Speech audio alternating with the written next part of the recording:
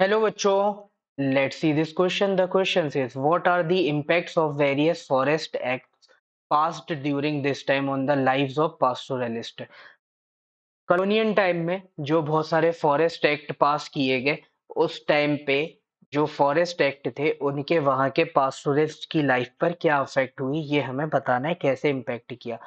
So following are the impact of various forest act on the lives of pastoralists। यहाँ पे हमने कुछ impacts बताए हैं जो पास्टोरलिस्ट की लाइफ पर हुए बिकॉज ऑफ फॉरेस्ट एक्ट। पहला क्या हुआ, they were prevented from entering from many forests. पहले जो बहुत सारे जंगलों में वो फ्रीली घूम सकते थे, अब वहां पे उनको रोक लगा दी गई, अब वो उतने फ्रीली नहीं घूम सकते थे। There movement were regulated. पहले जैसे फ्रीली घूम रहे थे, तो अब यहाँ पे उनके जो मूवमेंट है उसको रेगुलेट कर दिया गया।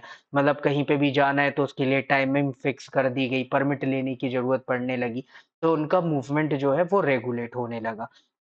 They needed permit for entry in forest. अब किसी भी फॉरेस्ट में अगर उनको जाना है तो उसके लिए उनको परमिट की जरूरत पड़ती थी, बिना परमिट के वो उस फॉरेस्ट में नहीं जा सकते थे। जैसे पहले वो ग्रेजिंग करने के लिए फ्रीली घूमते थे, अब ऐसे नहीं घूम सकते। इसके बाद timing of their entry and departure into forest were specified and the number of days they could spend in forest was limited. पहले जैसे फ्रीली घूमते थे, कभी भी चले गए, सुबह चले गए, शाम को चले गए, रात में। अब ऐसा नहीं था, अब उनको एक फिक्स टाइम दे दिया गया कि इस टाइम पर आप एंटर होगे और इस टाइम पर आप फॉरेस्ट से बाहर निकलोगे।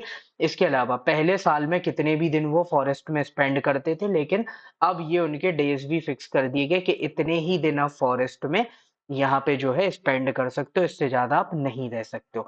इसके बाद कभी भी उनको फॉरेस्ट में जाना होता था या किसी भी तरीके का मूवमेंट करना होता था, उसके लिए उनको फॉरेस्ट डिपार्टमेंट से परमिट की जरूरत पड़ती थी। So they need permit issued by forest department for movement.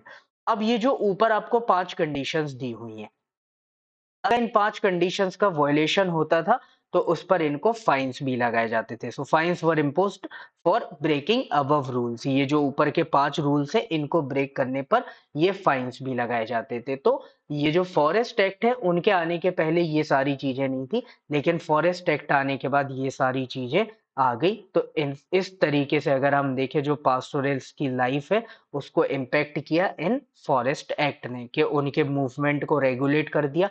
Forest में एंट्री से आप प्रिवेंट कर रहे हो, अब हर जगह घूमने के लिए परमिट चाहिए। फॉरेस्ट में जाने के लिए एक फिक्स टाइम आपने रख दिया, एंट्री डिपार्चर का भी, और कितने दिन वहां रह सकते हैं वो, और कहीं पर भी अगर वो मूवमेंट कर रहे हैं तो उसके लिए परमिट चाहिए, और अगर ये सारी बातें वो नहीं मान रहे हैं तो अब उनको फाइन देना पड़ेगा। So this will be your final answer. Hope you understood it well. Best of luck. Thank you.